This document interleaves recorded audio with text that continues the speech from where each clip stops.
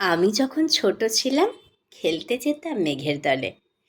একদিন এক মেঘবালিকা প্রশ্ন করল কৌতূহলে, এই ছেলেটা নাম কি রে তোর? আমি বললাম, ফুসমন্তর। মেঘবালিকা রেগেই আগুন, মিথ্যে কথা, নাম কি অমন হয় কখনো?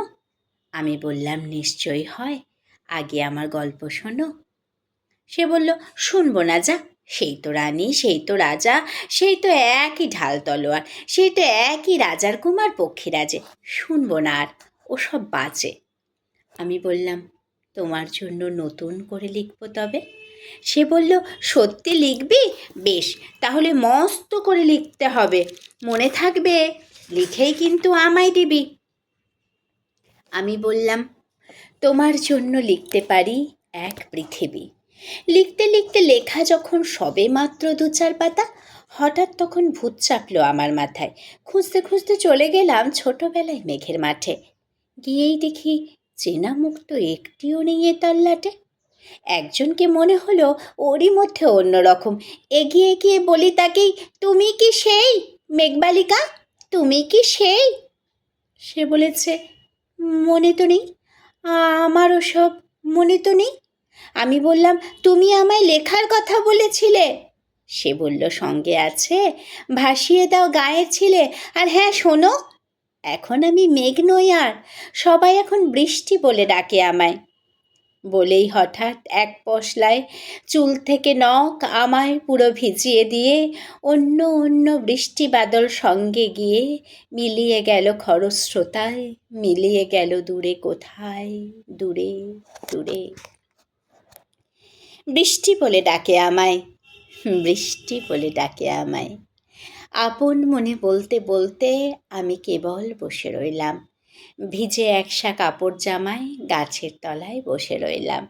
বৃষ্টি নাকি মেঘের জন্য? এমন সময় অন্য একটি বৃষ্টি আমায় চিনতে পেরে বলল, তাতে মন খারাপের কি হয়েছে?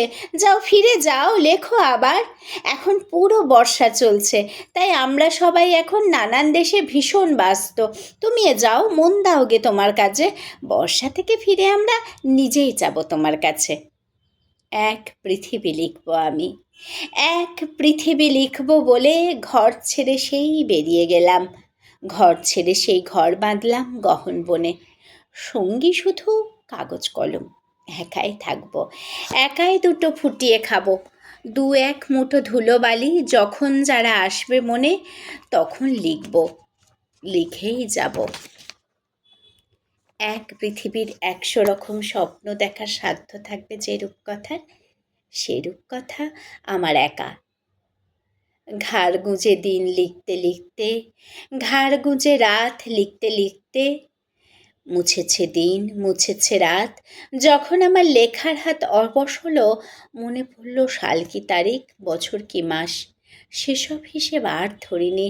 লেখার দিকে তাকিয়ে দেখি এক পৃথিবী লিখব বলে একটা খাতাও শেষ করিনি। সঙ্গে সঙ্গে ঝমঝমিয়ে বৃষ্টি এলো খাতার উপর, আজীবনের লেখার উপর। বৃষ্টি এলো এই অরণ্যে, বাইরে নাচে গাছের নিচে, নাচছে ময়ূর আনন্দিত। এ গাছ ও গাছ উঠছে পাখি, বলছে পাখি, এই অরণ্যে কবির জন্য আমরা থাকি। বলছে ওরা, কবির জন্যে আমরা কোথাও, আমরা কোথাও, আমরা কোথাও হার মানিনি। কবি তখন কুটির থেকে তাকিয়ে আছে অনেক দূরে, বনের পরে, মাঠের পরে, নদীর পরে, সেই যেখানে সারা জীবন বৃষ্টি পড়ে, বৃষ্টি পড়ে, সেই যেখানে কেউ যায়নি, কেউ যায় না কোনো দিনই।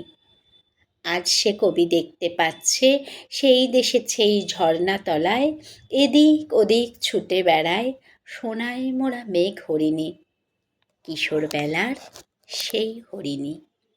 ধন্যবাদ।